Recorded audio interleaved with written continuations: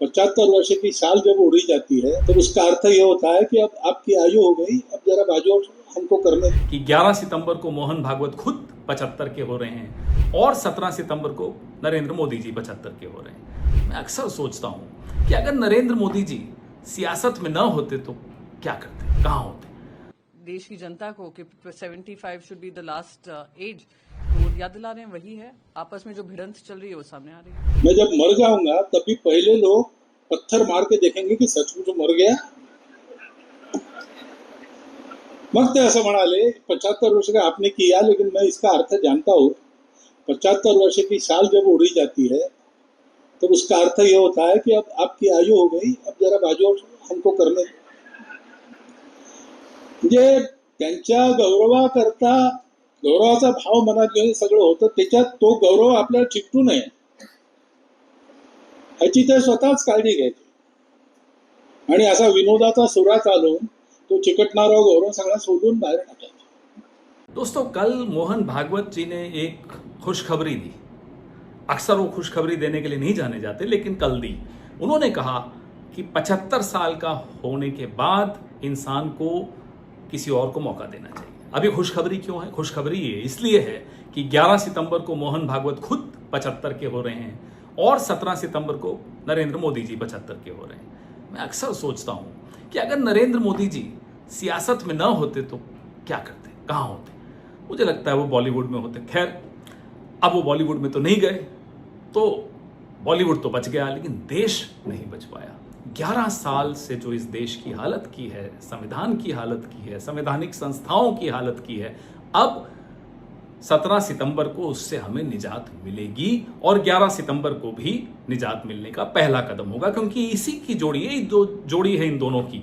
इसी ने संविधान की ये हालत की है, इसी ने देश की आत्मा के साथ खिलवाड़ किया है। तो एक हर्षोल्लास की लहर पूरे देश में कल शाम से दौड़ गई जब से मोहन भागवत जी का ये बयान सबके सामने आया।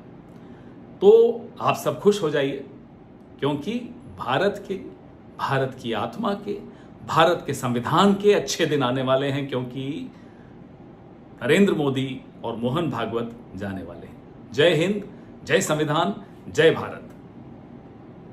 साफ साफ संदेश है और साफ साफ पता भी चल रहा है किसके लिए कौन 75 साल अपना बनाने वाले हैं सितंबर में। देश जानता है, देश के आप तो सारी दुनिया भी जानती है, क्योंकि प्रधानमंत्री जी सारी दुनिया में अभी होकर आए हैं, 5 राज्यों में, देशों में होकर आए हैं। तो मैं मानती हूं कि आरएसएस और भारतीय जनता पार्टी में जो आपस में जो चल रहा है, उनके जो स्टेटमेंट है उसे स्पष्ट दिखाई दे रहा है।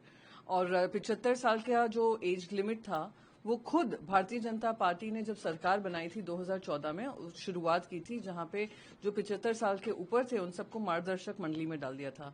तो आई थिंक वो याद दिला रहे हैं कि 11 साल बाद कि जो वादा किया था देश की जनता को कि 75 should be the last age, तो वो याद दिला रहे हैं वही है। आपस में जो भिड़ंत चल रही है वो सामने आ रही है। देखिए, सवाल अक्सर उनके नेतृत्व क्षमता पर सवाल उठाती रही है, तो उस चीज को एक बल मिला है, अटकलें तेज हुई है इस बात की। नहीं, देखिए, ये आरएसएस और बीजेपी के बीच में जो चल रहा है वो उनका घमासान है।